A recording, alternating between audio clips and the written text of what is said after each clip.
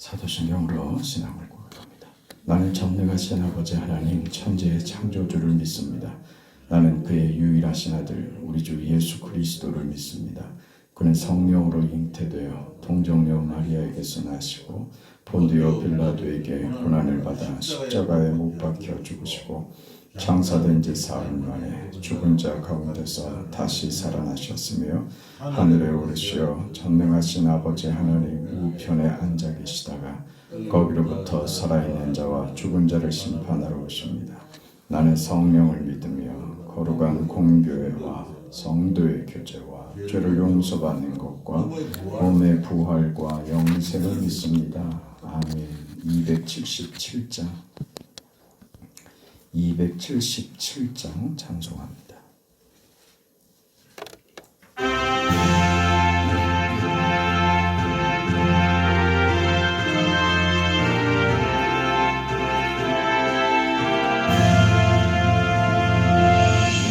양떼를 떠나서 길 잃어버린 나 목자의 소리 싫어서 먼 길로 나갔네. 방탕한 이 몸은 큰 불효 행하여 아버지 음성 싫어서 먼 길로 나갔네. 양 잃은 목자님 그 양을 찾으러 산 넘고 강을 건너며 사막을 지났네. 를 모르고 나 지쳐 있을 때 그 목자 마침 나타나 먼 구원하셨네. 내 목자 예수님 날 사랑하셔서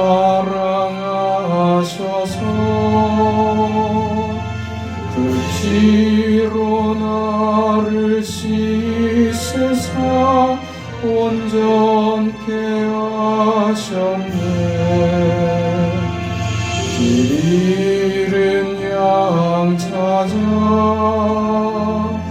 그 위로 주시고 우리 안에 이끌어 날 보호하시네. 양떼를 떠나서 맘대로 다녔네. 나 목자 음성 들으며 그 길을 따르니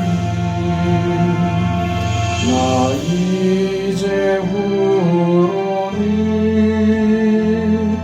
방황치 않으며 내 아버지의 집에서 영원히 살겠네.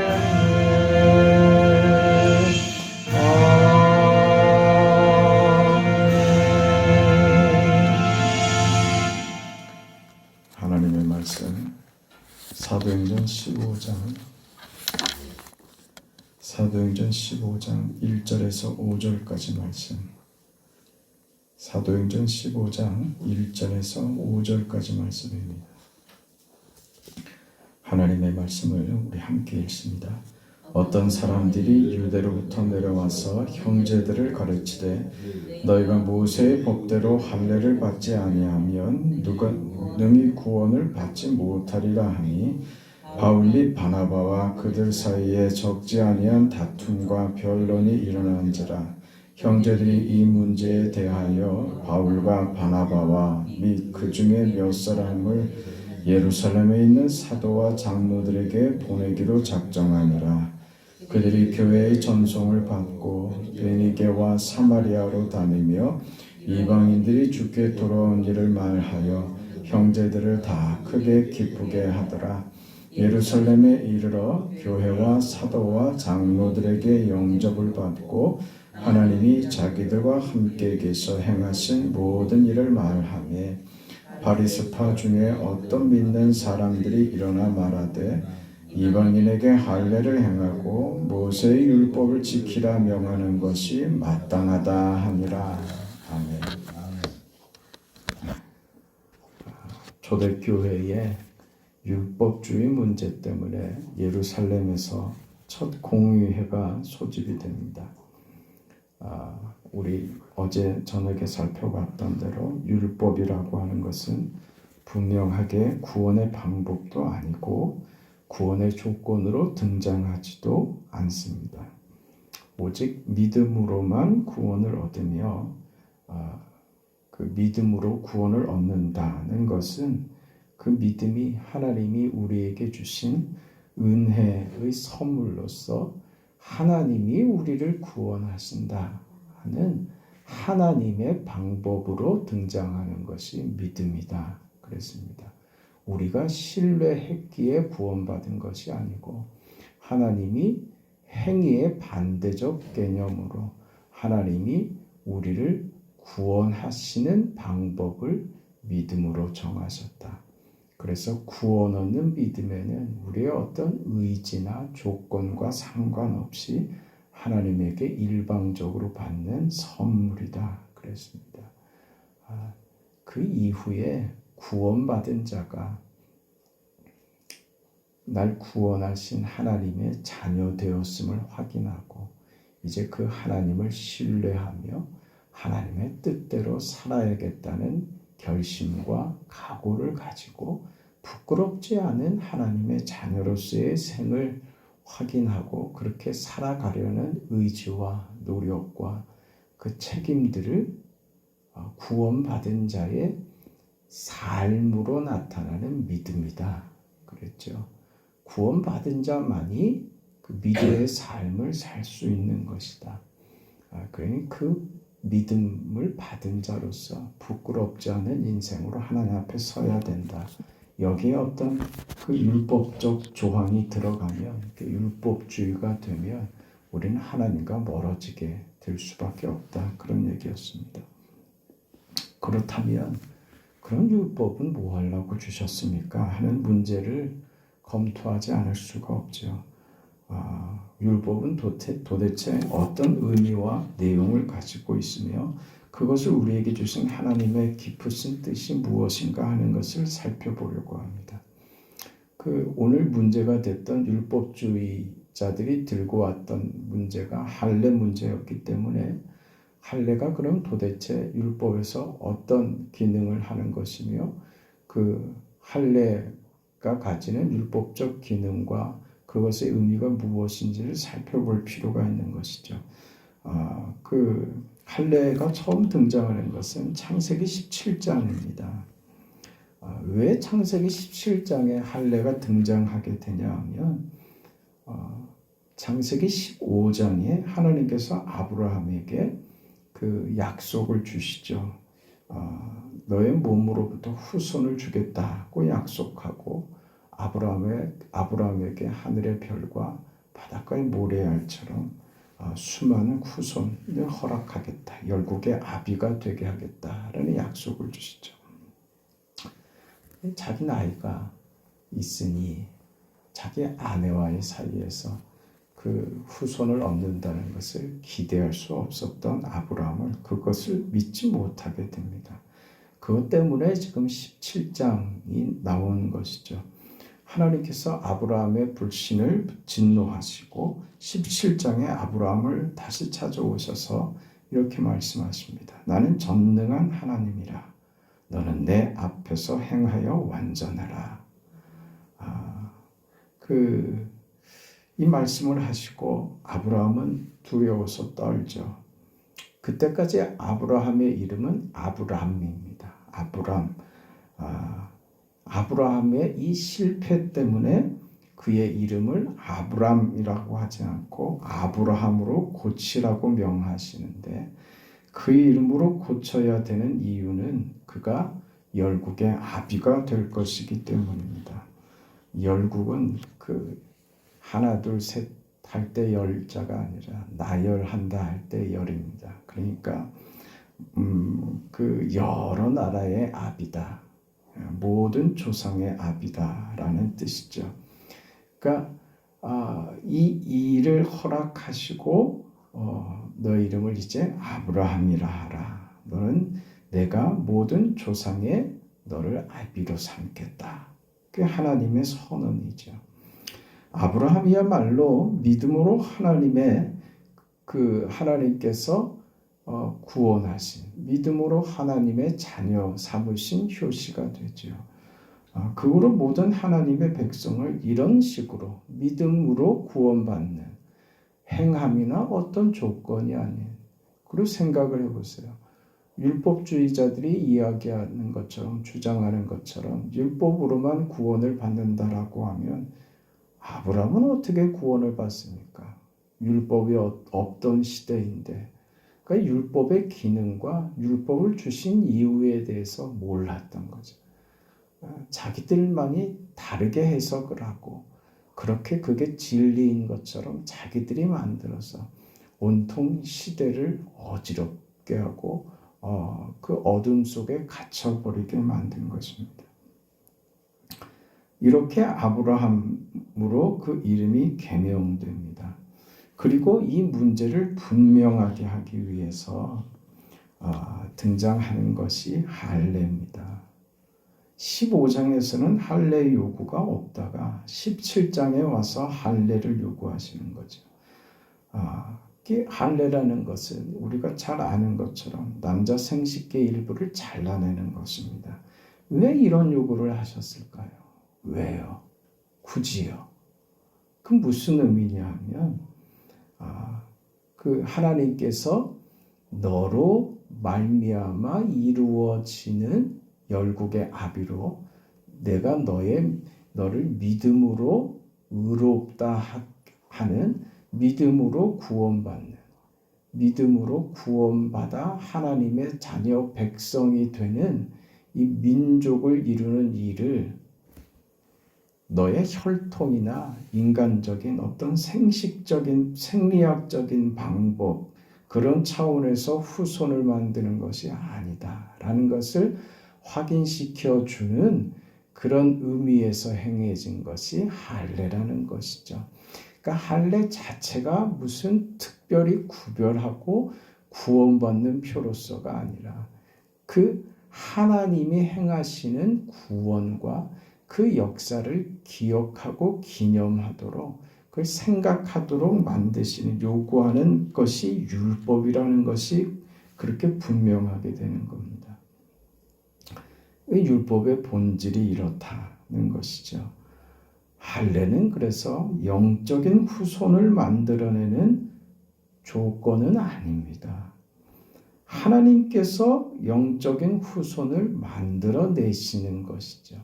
하나님께서 영적인 후손을 만들어낼 테니까 너는 할례를 행해서 그 뜻을, 내가 이루어가는 하나님의 나라, 내 백성들, 내가 이루는 이 구원, 너를 열국의 아비로 삼는 허다한 무리로 나의 자녀를 삼는 이 일을, 그 하나님의 이 뜻과 이 의지와 이 구원하심을 절대 잊지 말라라는 의미에서 이 할례가 주어진 것이죠. 그러니까 율법이라고 하는 것은 언제나 어떤 영적인 결과를 산출하기 위한 조건으로 제시되지는 않습니다. 결과를 만들어내는 조건이 아니고 언제나 문제를 하나님 쪽에서 해결하겠다는 내용을 가지고 감추고 그렇게 요구하는 것이 율법이다는 것입니다. 하나님이 다 하시는 것입니다. 그것을 너는 기억하라. 율법을 준 이런저런 율법들을 허락하신 하나님께서 그 율법 조항을 그 요구하셨을 때 그 하나님이 그 율법을 통해서 무엇을 요구하시는지를 깨달아라 하는 것으로 그런 의미로 주신 것이지 그것이 조건이 돼서 너의 구원을 만들어라 라고 하는 것이 아니죠. 그렇다면 하나님은 정말 잔인하신 분이죠. 여러분, 저와 여러분 중에 누가 율법의 조항을 지킬 수가 있고 우리 중에 누가 자격을 갖췄다고 감히 말할 수 있겠습니까? 하나님 앞에 늘 죄인이죠. 부족할 뿐이고 모자랄 뿐이고 그 하나님 앞에 우리는 언제나 죄인으로 섭니다. 그런데 하나님 편에서 일방적으로 죄 없다 하시고 우리를 의로운 자의 신분을 허락하신 것이죠. 그러나 그 신분을 허락받았지만 그렇다고 우리가 죄를 짓지 않느냐? 그렇지 않죠. 그러나 여전히 죄 속에 있죠. 날마다 그래서 후회하고 아이고 잘못하고 내가 왜 그랬을까? 내가 왜 그 짓을 했을까? 우리가 늘 그 괴로워하고 힘들어하고 아파하는 부분 아닙니까? 우리는 늘 그렇습니다. 그러니 중요한 것은 뭐냐면 율법을 주어서 우리로 기억하고 생각하고 기념하게 하시는 하나님의 의도처럼 오늘 우리도 우리 인생이 자잘한 실수와 잘못들을 하지만 언제나 하나님 앞으로 달려가는 것이죠. 하나님 잘못했습니다. 하나님 용서해 주시고 내일부터는 잘할게요. 그러고 가는 거예요. 그걸 어제도 회개하고 오늘도 회개하고 내일도 그것 때문에 울고 그게 자기 마음에 자기 성에 아직도 안 씻어졌다고 생각할 수는 있지만 내일을 보고 가야죠. 오늘 털고 가는 거예요. 그 자꾸 끝없는 죄책감에 그 묻혀 있는 것은 하나님이 허락하신 그 회개의 자격과 하나님이 용서하시는 것을 이해하지 못합니다. 그러나 우리가 분명히 알아야 할 것은 하나님 앞에 회개한다고 다 끝나는 거 아닙니다. 회개는 돌이키는 것이죠. 만약에 그것이 어떤 사람에게 잘못하는 것이 되면 그 사람에게 사과를 해야지 되는 거예요. 땅에서 풀어야 하늘에서 풀리는 것입니다.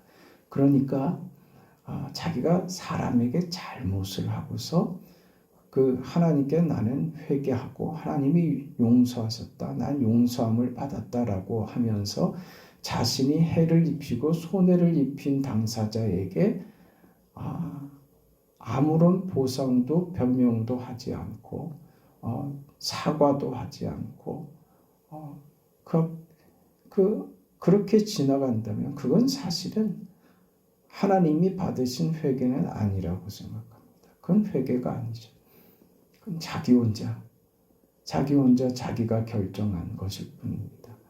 우리가 하나님 앞에서 내 인격을 맡기고 우리 자신을 맡기면 하나님이 용서하십니다. 그러나 그것이 사람에게 향한 것이든 어디에게 향한 것이든 그것을 돌이키고 본래 자리로 갖다 놓는 것이 회개입니다. 율법이라는 것은 그런 차원에서 우리에게 요구되고 그렇게 주어지는 것이죠. 구원 문제도 이와 똑같습니다. 성경이 왜 자꾸 천당하냐 하면 하나님은 우리를 어디로요?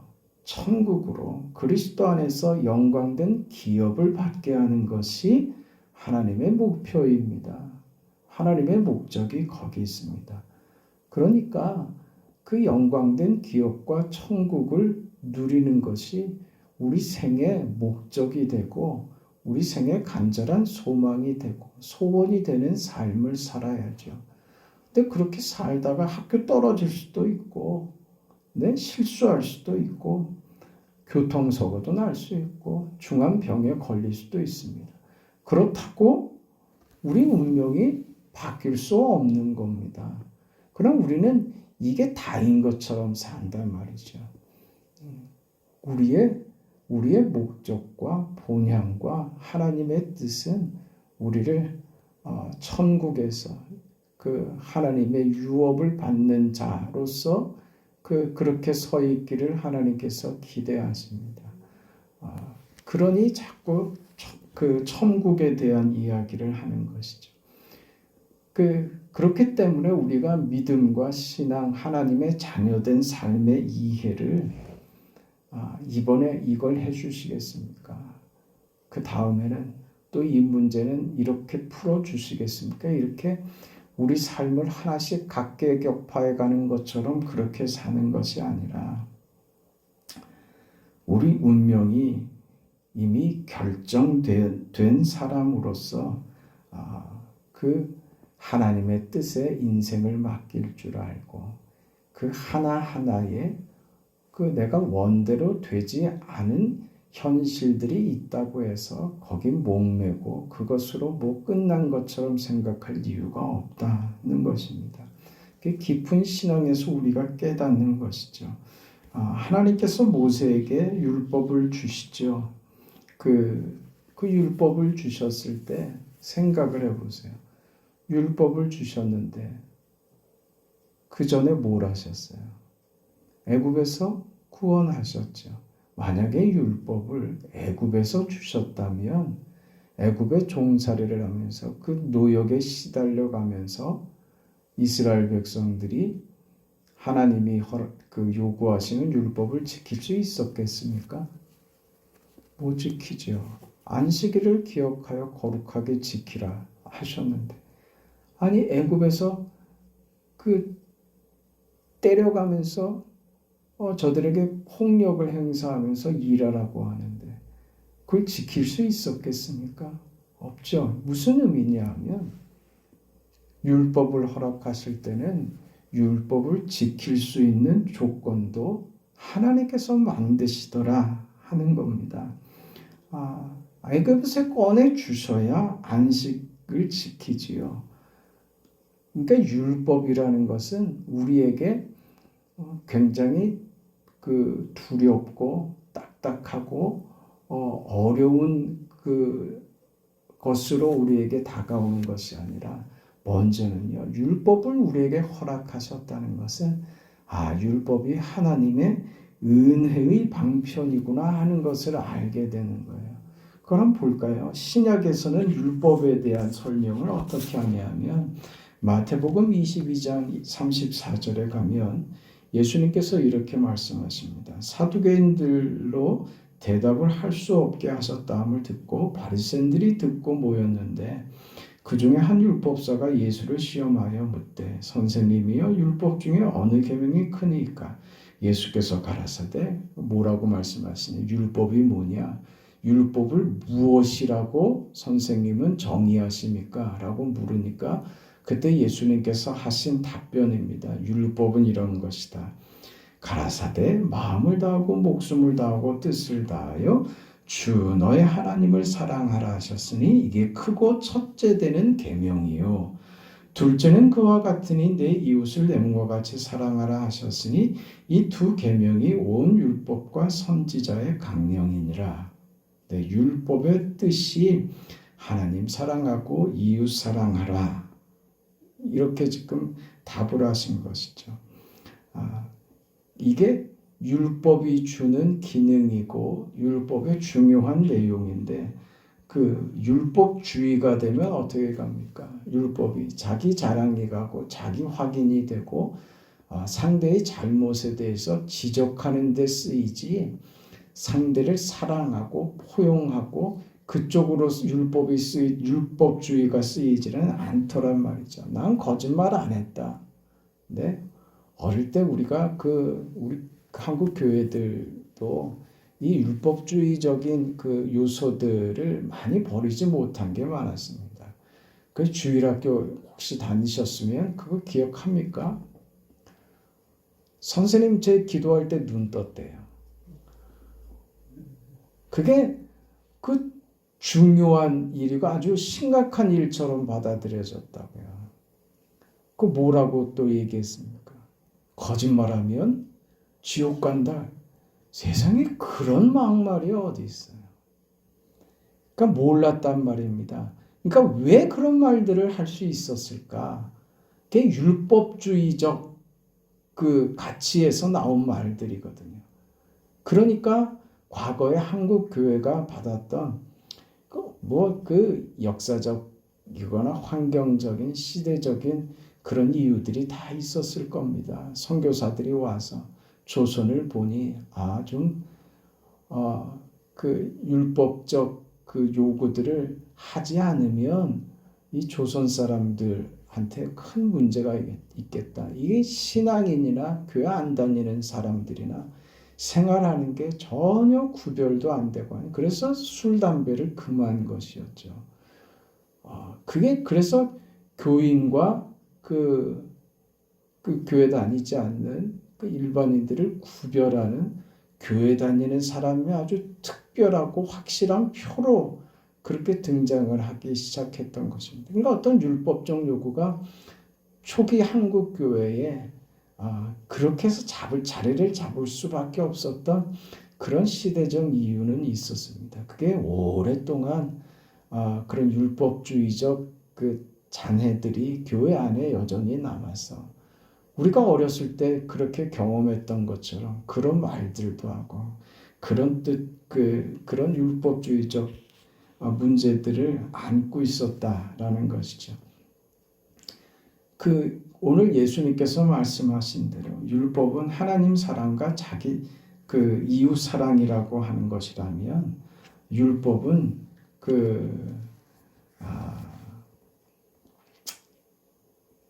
하나님 쪽에서 우리가 하나님을 사랑하고 이웃을 사랑하라고 하는 요구에 앞서서 하나님 쪽에서 율법을 지킬 수 있도록 성결하는 그런 은혜로 율법을 허락하신 것처럼 오늘 예수님께서 말씀하신 하나님 사랑과 이웃 사랑의 문제는 하나님께서 그렇게 할 수 있는 하나님 편에서의 조건과 그렇게 할 수 있는 은혜를 먼저 제공하시죠. 그게 뭡니까? 예수께서 죽으신 거예요. 율법으로 하나님이 우리에게 무엇을 가르치려고 하시는가, 무엇을 주시려고 하시는가에 사실 결정인 것이죠. 그래서 예수께서 뭐라고 하시나요? 다 이루었다 하시는 거예요. 율법이 그렇게 다 이루어지는 겁니다. 그건 하나님이 율법을 주신 이유와 뜻이 이루어졌다는 것이죠. 예수께서 율법의 조항들을 다 지켜서 우리가 율법으로부터 자유해졌다는 의미가 아닙니다. 요즘 또 한창 이런 얘기하는 사람들이 많이 생겨요. 예수의 십자가 죽음은 그것으로 하나님께서 우리에게 이제 믿음으로 율법의 정신을 지킬 수 있는 무엇? 하나님 사랑과 이웃 사랑으로 대표되는 그 삶을 살아갈 수 있는 조건과 그 이유들과 그 원인들과 우리에게 그 힘과 은혜를 허락하신다. 그게 예수 그리스도의 십자가 죽으십니다. 그렇다면 율법은 무엇으로 찾아온 것이냐? 하나님의 은혜로 찾아온 것이다. 구원이 하나님의 은혜인 것처럼 율법이 하나님의 은혜인 것이다.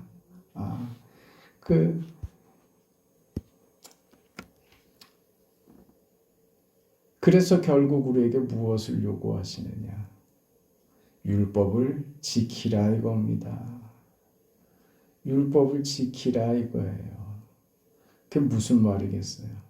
거룩해지라는 것입니다. 이건 율법을 주신 하나님의 의도와 그 마음과 율법의 정신을 이해해야지 그것으로 자기의 성을 쌓고 자기의 옳음을 나타내는 방편으로 자기 조건의 수단으로 율법을 사용한다면 그건 율법주의입니다. 그래서 어제 말씀드린 대로 교회 안에서 자기 자랑이나 누구에 대한 상대에 대한 어떤 그 지적이나 그 비판으로 선다면 그건 율법주의적으로 내가 살고 있구나 하는 확인이 된다 그랬습니다. 우리는 율법주의자들이 아닙니다. 우리는 오직 하나님의 은혜밖에 없는 사람들입니다. 그 은혜가 우리를 구했고 그 은혜가 이제 율법이 무엇인지 깨달아서 율법을 조항으로가 아니라 율법의 정신을 이해하고 하나님 앞에 그렇게 순전하게 삶을 살 수 있는 그런 믿음으로 살아가게 될 수 있었다 이거죠. 그 믿음이 없었으면 우리는 율법의 요구들, 하나님의 요구들을 지킬 수 있는 마음도 힘도 없던 사람들입니다. 이제 우리가 가진 이 믿음으로 하나님 앞에서 그렇게 설 수 있고 그렇게 살아갈 수 있는 사람이 됐죠. 그 믿음으로 사는 겁니다. 그건 각자가 책임져야 되고 각자가 해내야 되는 각자의 삶입니다. 어떤 사람은 부끄럽게 설 것이고 어떤 사람은 하나님의 자랑이고 기쁨이 될 것입니다. 부끄럽지 않게 하나님 앞에 설 수 있는 우리가 되길 바랍니다. 거룩하시고 자비하신 아버지 하나님, 하나님의 은혜와 사랑에 감사합니다. 허락하신 은총의 삶을 기억하고 늘 주의 뜻대로 살아가는 주께서 허락하신 이 율법과 우리에게 허락하신 이 은혜로 사는 삶을 잘 이해하고 십자가로 완성하신 은혜와 율법을 주신 그 이유들을 잘 깨달아서 그렇게 하나님 앞에 거룩한 삶으로 우리 믿음과 우리 삶을 가치 있게 부끄럽지 않게 하나님의 영광을 위해서 살아갈 줄 아는 우리 인생들 다 되도록 하나님 도와주시옵소서. 그런 교회가 되게 하시고 성도들의 삶이 되도록 지켜주시옵소서. 특별히 평상에서 지금도 하나님의 은혜를 구하는 사랑하는 주의 여종들에게 주께서 긍휼과 자비를 베풀어 주셔서 이 시간 찾아가 주셔서 아픈 부위를 만져주시고 저들의 손을 잡아주시고 저들 곁에 저들의 마음을 붙들어 주셔서 하나님의 은혜를 경험하게 하시고 그곳에서 하나님의 역사가 체험되게 하여 주시옵소서.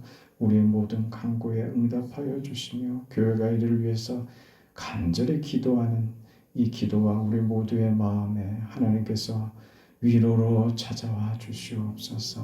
예수님 이름으로 기도합니다. 아멘. 하늘에 계신 우리 아버지여, 이름이 거룩히 여김을 받으시오며 나라가 임하시오며 뜻이 하늘에서 이루어진 것 같이 땅에서도 이루어지이다. 오늘 우리에게 일용할 양식을 주시옵고 우리가 우리에게 죄 지은 자를 사하여 준 것 같이 우리 죄를 사하여 주시옵고 우리를 시험에 들게 하지 마시옵고 다만 악에서 구하시옵소서.